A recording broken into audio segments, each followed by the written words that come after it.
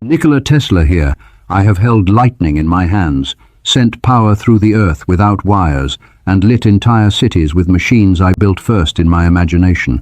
What most people believe about electricity is not merely incomplete, but fundamentally wrong in ways that prevent them from seeing the truth.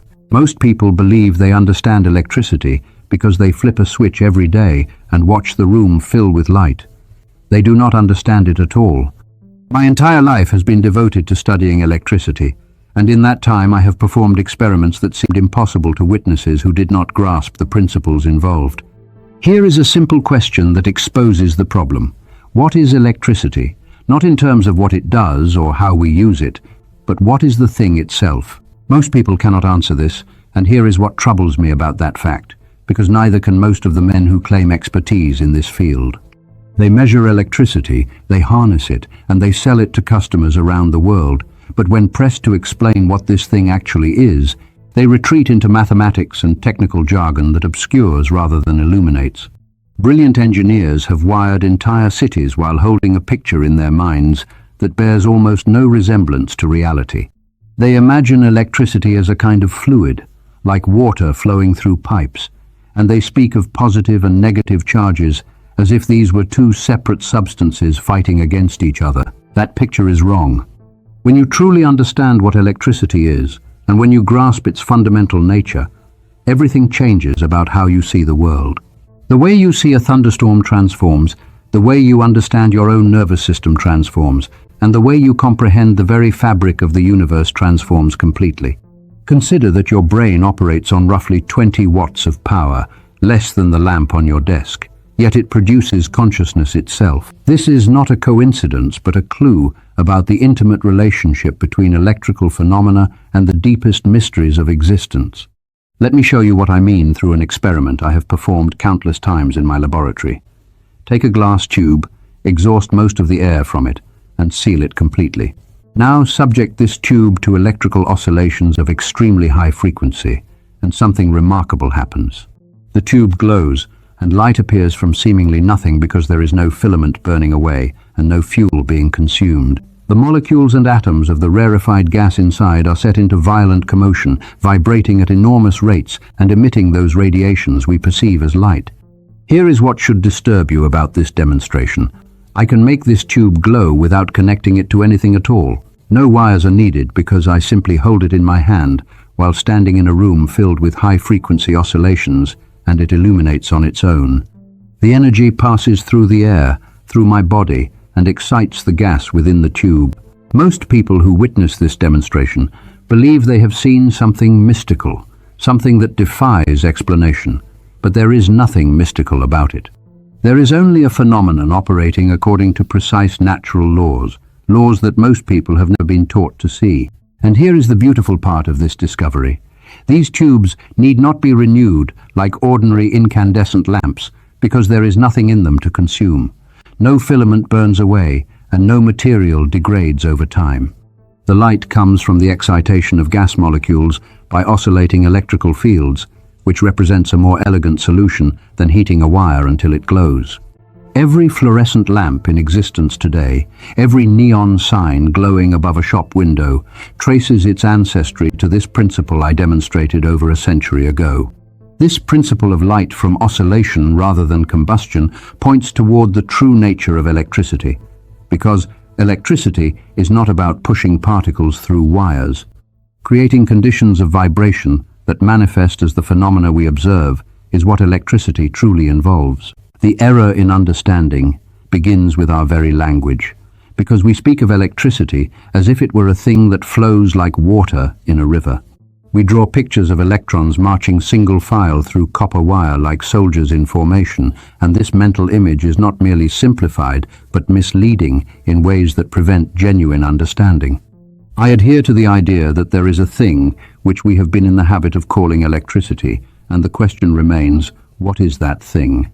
We know certain facts about it with certainty, including that it acts like an incompressible fluid, and that there must be a constant quantity of it in nature, since it can be neither produced nor destroyed. Here is what matters most. James Clerk Maxwell's electromagnetic theory of light and all observed facts teach us that electric and ether phenomena are identical. Consider what that statement means for a moment. The luminiferous ether, that subtle medium which fills all space and carries light from the sun to your eyes while permeating every atom of every substance. This ether and electricity are not two separate things at all. They are manifestations of the same underlying reality, and that realization should completely restructure how you see the world around you. When I was a young man studying at the Polytechnic Institute in Graz, my professors taught me about electricity using the conventional model of two kinds of electricity, positive and negative, opposite in nature and attracted to each other. That is what everyone learns, even today. But think about this critically for a moment. We are asked to imagine that there should be two things, equivalent in amount and alike in their properties, but of opposite character, both clinging to matter and both attracting while completely neutralizing each other. Of all the views on nature, the one which assumes one matter and one force with a perfect uniformity throughout is the most scientific and most likely to be true. I do not accept the idea of two electricities because the existence of two such opposite substances is highly improbable. What we observe as positive and negative are not separate things but different states, different conditions of the same underlying medium. Let me make this concrete with an example I have often used to explain my meaning to audiences. Imagine you are watching the surface of a calm lake when a stone drops in and waves ripple outward. Another stone drops nearby and its waves interact with the first set of waves. Where the crests meet, the water rises higher, and where a crest meets a trough, they cancel each other out. You would not say there are two kinds of water, positive water and negative water, fighting against each other because there is only water in different states of motion. This is closer to the truth about electricity than anything most people have been taught. What we measure as charge is not a substance, but a condition. And what we call current is not a flow of particles, but a propagation of strain through the ether, making it a wave rather than a river. The practical implications of this understanding are immense, and this brings me to the great battle I fought and won over how electrical power should be generated and distributed around the world. When I first arrived in America in 1884, stepping off the boat with 4 cents in my pocket and a letter of introduction, the prevailing system for electric power was direct current. Thomas Edison, backed by J.P. Morgan's millions and the full weight of the Edison Electric Light Company had built an empire on direct current, in which the current flows continuously in one direction like water through a pipe. This seems intuitively correct and natural, but it turns out to be hopelessly inefficient for anything beyond lighting a single building. Direct current cannot travel far because the power losses over distance become catastrophic. Power stations had to be built every mile or so under Edison's system, and you should imagine the waste, the redundancy, and the limitation this imposed on the development of civilization. I knew there was a better way because I had seen it in my mind years before I ever built it with my hands. Visualization comes to me with the greatest facility because I need no models, drawings, or experiments to understand how something will work.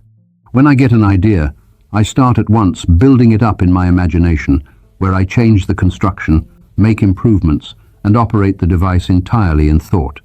Whether I run my turbine in imagination or test it in my shop makes no difference to me, because I even note if it is out of balance. Pieces of apparatus are to me absolutely real and tangible in every detail, even to the minute marks and signs of wear. It was during a walk in Budapest in the year 1882 that the solution came to me complete while I was reciting poetry from Goethe's Faust as the sun set over the city park. In an instant, I saw it all and drew with a stick on the sand the diagram of my alternating current system, including the rotating magnetic field, the polyphase motor, and the complete architecture that would one day power the world. I developed this entire concept without making one single physical experiment, purely through mental visualization. Here is what I understood that others did not. All energies are cyclic because the universe operates through vibration, through oscillation, through waves. Direct current fights against this fundamental truth by trying to impose a constant, unchanging flow onto a cosmos that pulses with rhythm. Alternating current works with nature rather than against it, because the current flows first one way and then the other in multiple waves, which is the polyphase principle. Because of this oscillating nature, alternating current can do something direct current cannot. It can be transformed. Think about what transformation means for practical applications. I can generate electricity at 1 voltage, step it up to extremely high voltage for transmission across great distances with minimal loss, then step it back down for safe use in your home. This single capability of transformation is what makes modern civilization possible. Direct current cannot be transformed efficiently, and this is not a minor technical limitation, but a fundamental constraint that would have kept humanity chained to small, local power systems forever. Edison told me that alternating current had no future, and that anyone dabbling in that field was wasting their time, calling it a deadly current while claiming direct current was safe. The newspapers called it the War of Currents, and so it was.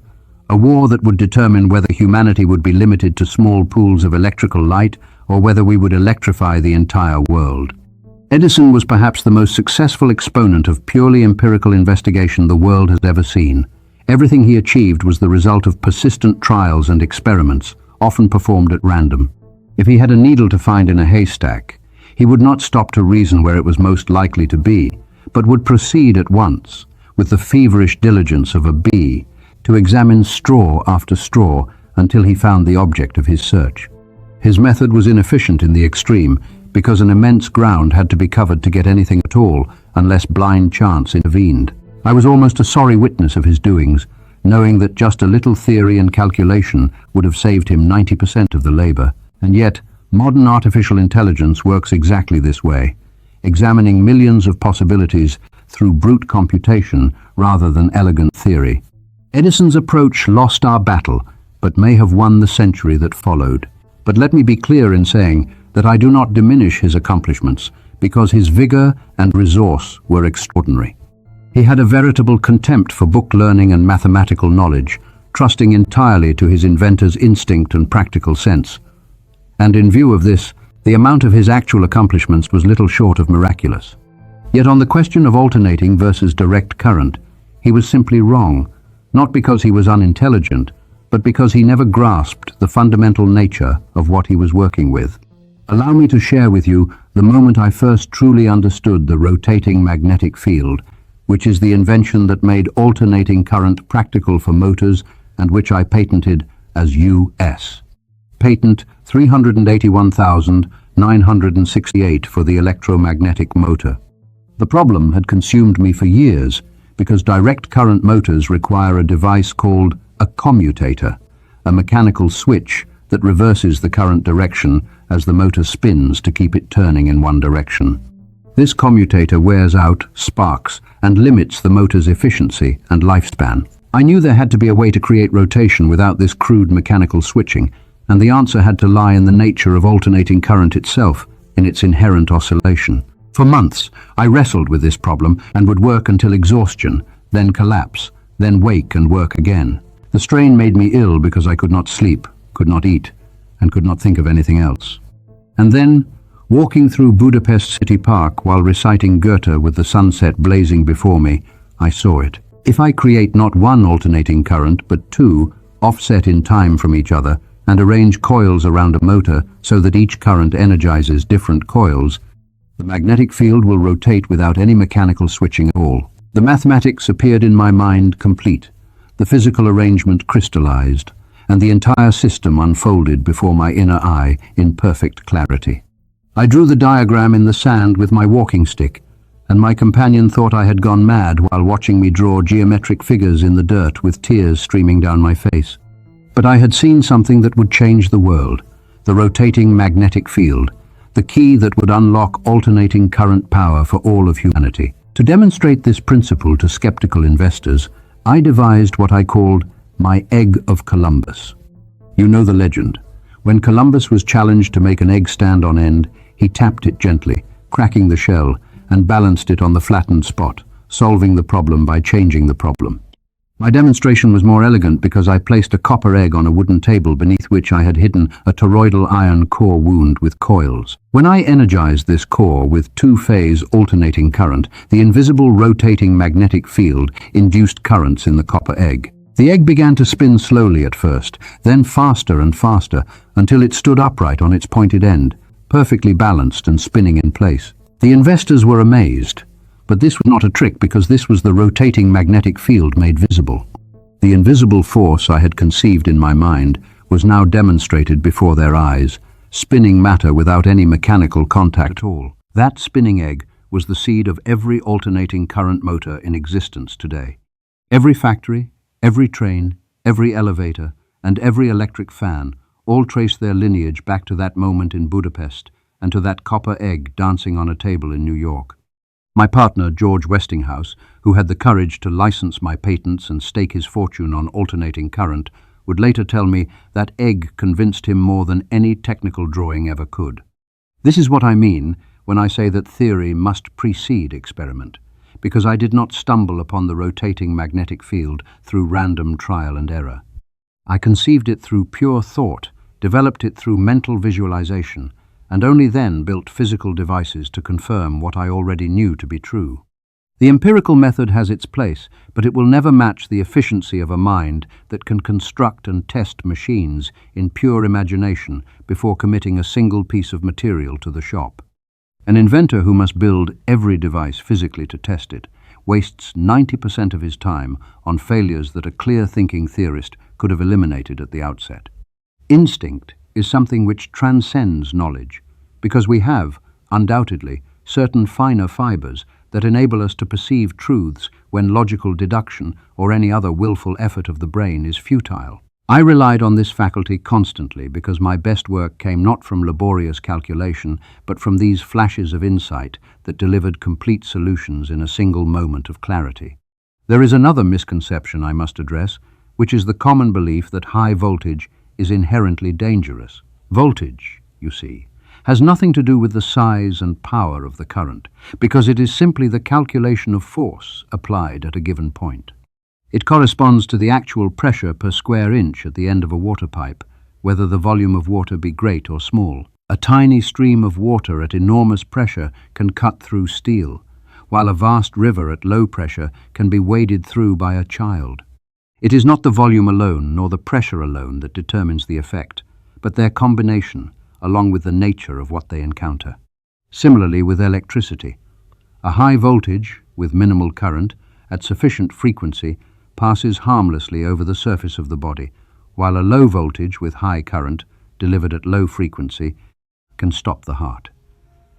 The electric eel discovered this principle 60 million years before I did, generating up to 860 volts to stun prey, yet never electrocuting itself because the discharge duration is too brief and the frequency too high for current to penetrate vital organs. To demonstrate the safety of high-voltage alternating current, I conducted public experiments that astonished audiences by passing hundreds of thousands of volts through my own body while lighting lamps that I held in my hands. Sparks flew from my fingertips and my body glowed with electrical discharge. 1,000,000 volts would not kill you or hurt you if the current vibrated quickly enough, say 500,000 times per second. Under such conditions, the nerves cannot respond quickly enough to feel pain, and the current passes over the surface of the body without penetrating to vital organs. This seems impossible until you understand that electricity is not a fluid forcing its way through your tissues, but a state of strain, a condition of the ether, and at sufficient frequencies. This condition propagates along surfaces rather than through volumes. This is what we call the skin effect, a phenomenon that reveals the true wave-like nature of electrical phenomena. When I stood on stage passing hundreds of thousands of volts through my body, I was not defying the laws of nature, but demonstrating that those who feared alternating current did not understand the laws of nature. This is physics, not magic. And this understanding has practical applications far beyond stage demonstrations because the skin effect allows us to transmit high-frequency power with minimal losses. It allows us to design conductors that are hollow rather than solid, saving material without sacrificing performance. And it reveals that the behavior of electricity depends profoundly on its frequency, a fact that opens endless possibilities for those who comprehend it. Every phenomenon in nature operates at its characteristic frequency, and the Earth itself has a resonant frequency of approximately 8 cycles per second, at which electrical disturbances propagate around the globe with minimal attenuation. My experiments in Colorado Springs confirmed this in 1899, though the full implications were not understood by others for decades afterward. In 1952, physicist Winfried Otto Schumann would mathematically prove what I had discovered experimentally, and today the textbooks call it the Schumann resonance, though they rarely mention my name in connection with it. When you work with nature's own frequencies, you unlock efficiencies that seem miraculous to those who fight against natural rhythms. At the World's Columbian Exposition in Chicago in 1893, I demonstrated all of this before thousands of witnesses because the entire fair was illuminated by my alternating current system, which consisted of 250,000 lights powered by Westinghouse electric generators built to my designs.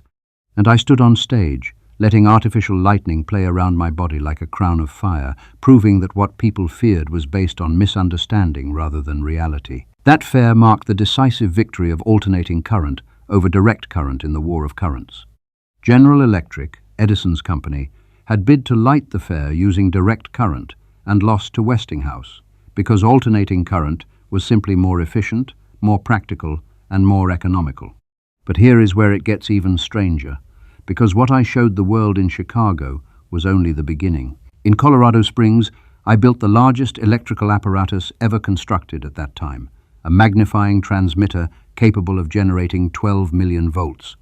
I produced artificial lightning bolts exceeding 100 feet in length, and the discharges could be heard from more than 10 miles away. But producing spectacular displays was not my purpose, because I was investigating something far more profound, the electrical nature of the Earth itself. What I discovered was so extraordinary that the revelation at first almost stunned me. Under certain conditions, electrical current was capable of passing across the entire globe and returning from the antipodes to its origin with undiminished strength. The Earth, I found, is literally alive with electrical vibrations. When lightning strikes the ground, it sets up powerful waves that move from one side of the Earth to the other, and the planet behaves like a perfectly smooth conductor of inappreciable resistance, transmitting slow electrical oscillations without sensible distortion and attenuation. If I could match the Earth's resonant frequency, I reasoned, I could transmit unlimited power anywhere on the globe without wires. It was night in Colorado Springs when I knew, beyond all doubt, that this was possible. A thunderstorm was approaching from the mountains, and I could see the lightning flickering on the distant peaks, still too far away to hear the thunder.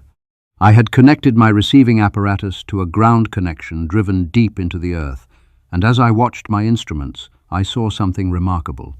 With each lightning flash on the distant mountains, my instruments registered a response because the electrical discharge, striking the ground many miles away, was sending waves through the Earth that I could detect clearly. And then, as I continued to watch, I observed a peculiar rhythm. The signals would grow stronger, then weaker, then stronger again. The lightning was setting up standing waves in the Earth itself, waves that bounced back and forth, reinforcing at certain moments and cancelling at others. In that moment, I understood that the Earth was not merely a conductor, but a resonant cavity that could be made to ring with electrical oscillations like a bell rings with sound. This was not speculation, because I proved it experimentally by lighting 200 lamps from a distance of 25 miles without any connecting wires. I planted vacuum tubes in the ground several miles from my transmitter and watched them illuminate, drawing power from the Earth itself. Most people, when they hear about wireless transmission of power, imagine something like wireless telegraphy, with waves radiating outward through space and captured by receivers in proportion to their area. This is not what I achieved because my system uses the Earth itself as a conductor, creating standing waves that allow energy extraction at any point on the surface. The distinction is crucial because radio waves radiate energy in all directions, dissipating their power over distance, while my method confines the energy within the Earth ionosphere cavity like sound waves within a speaking tube. The energy does not radiate away, but oscillates back and forth, available for extraction anywhere. I have investigated short waves experimentally for many years, sometimes using wavelengths as small as 1 millimeter, and I found them unsuitable for power transmission. The very nature of radiation makes it unsuitable for efficient energy transfer, because my system is fundamentally different. It is true conduction through the Earth, not radiation through space. I began construction on a tower at Wardenclyffe on Long Island, designed to demonstrate wireless power transmission across the Atlantic Ocean. J.P. Morgan provided initial funding, but when he learned my true ambition was to give the world free energy rather than to create a profitable wireless telegraphy business, the money stopped flowing. The tower was never completed, and eventually it was demolished for scrap. But here is the beautiful part of what this means. Once you understand that electricity is not a fluid, but a condition of the ether, and once you grasp that the earth itself can serve as a conductor for these conditions, you see that power is everywhere present in unlimited quantities. Electric power is everywhere present in unlimited quantities and can drive the world's machinery without the need of coal, oil, gas, or any other common fuel. Think about what this means for humanity, with no more mines scarring the land, no more smoke darkening the skies, and no more wars fought over fuel deposits. Every nation, every village, and every isolated homestead could have access to unlimited electrical power drawn from the inexhaustible reservoir of the Earth's own electrical charge. This is not utopian dreaming but applied physics, with the principles established and the experiments performed. What remains is only the will to implement what we already know to be possible. I was wrong about the luminiferous ether, as Albert Einstein would later demonstrate with his theory of relativity. Perhaps I am wrong about some of the mechanisms I have proposed. But I have been wrong about mechanisms and right about results before. The path may differ from my vision, but the destination remains unchanged. When I was a boy in my village in Croatia, I saw an engraving of Niagara Falls and told my uncle that one day I would harness that power. He laughed, and everyone laughed. On the 16th of November, 1896, power from my generators at the Adams Power Plant at Niagara Falls reached Buffalo 26 miles away, and it was everything I had anticipated and more. That was the first large-scale demonstration that alternating current could transmit power over significant distances, and those generators operated for over 100 years, outlasting me by decades. At the opening ceremony, I said that this monument is worthy of our scientific age because it signifies the subjugation of natural forces to the service of man, the discontinuance of barbarous methods, and the relieving of millions from want and suffering. Unlike the palaces and pyramids and cathedrals of past ages, which exemplified power and greatness and devotion, this monument represents something new, a true monument of enlightenment and of peace. But Niagara was still power transmitted through wires, still limited by the copper that must be strung between generator and consumer. My vision extends far beyond this. A cheap and simple device, which might be carried in one's pocket, may then be set up somewhere on sea or land, and it will record the world's news or special messages intended for it. When wireless is perfectly applied, the whole Earth will be converted into a huge brain capable of response in every one of its parts. We shall be able to communicate with one another instantly, irrespective of distance, and the instruments through which we shall be able to do this will be amazingly simple compared with our present telephone. A man will be able to carry one in his vest pocket. You carry such a device now, do you not? Though it connects through radio waves and cell towers rather than through the Earth as I envisioned, the result is precisely what I predicted. The path differed, but the destination arrived. Yet the greater vision of wireless transmission of power remains unrealized, not because it is impossible since I proved its possibility decades ago, but because those who control the current system cannot imagine profiting from power that is available everywhere to everyone. Humanity stands at a threshold where the energy is there, present everywhere in unlimited quantities. The physics is understood, and the technology has been demonstrated. What holds us back is not technical limitation, but limitation of imagination, because the men who profit from selling fuel cannot imagine a world where fuel is obsolete, and the men who profit from stringing wires cannot imagine a world where wires are unnecessary. But imagination is the province of the inventor, and I tell you that world is possible, more than possible, because it is inevitable. The only question is whether humanity will achieve it in time to save itself from the inefficiencies of the current system. Every ton of coal burned is a monument to our failure to implement what we already know how to do, and every war fought over fuel deposits is a testimony to poverty of vision, not poverty of technology. The sun pours energy upon the earth every day in quantities that dwarf all human consumption. The earth itself stores electrical potential in its very structure, and the medium through which we move is alive with energy waiting to be tapped. This is what electricity reveals to those who truly understand it. Not merely a force to be exploited, but a window into the fundamental nature of reality. A reality where energy is omnipresent and where scarcity is an illusion created by our failure to perceive what surrounds us. My life has been devoted to opening that window wider, and every invention, every experiment, and every demonstration has been aimed at helping humanity see what I saw in that sunset walk through Budapest, what I confirmed in the lightning storms of Colorado, and what I proved at Niagara and Chicago and in 100 laboratories. We are not separate from the cosmic energy that drives the universe, but expressions of it, swimming in an ocean of power that has no edges and no bottom. The only poverty is the poverty of understanding. Let me return to the fundamental question I posed at the beginning: what is electricity? It is not two opposite substances, and it is not a fluid that flows. It is a condition of the medium that fills all space, a state of strain that propagates as waves. When we speak of current, we speak of the propagation of this strain, and when we speak of voltage, we speak of the intensity of this strain at a given point, like the pressure in a water pipe, though the analogy is imperfect. The spinning of molecules and their associated fields sets up the tensions we measure as electrostatic charge, and the equalization of these tensions sets up the motions we call current. Everything connects, and everything is one. Long ago, mankind recognized that all perceptible matter comes from a primary substance of a tenuity beyond conception, filling all space, which the ancients called the akasha, and which scientists of my time called the luminiferous ether. This is acted upon by the life-giving creative force, calling into existence in never-ending cycles all things and phenomena.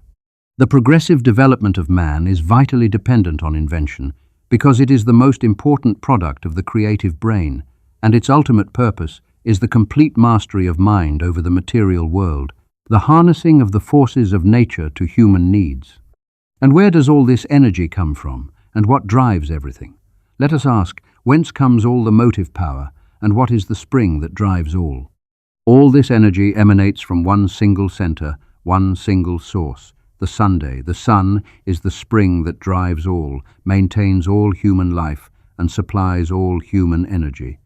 We are connected, you and I, and every living thing, to this cosmic source, and though free to think and act, we are held together like the stars in the firmament, with ties inseparable. These ties cannot be seen, but we can feel them.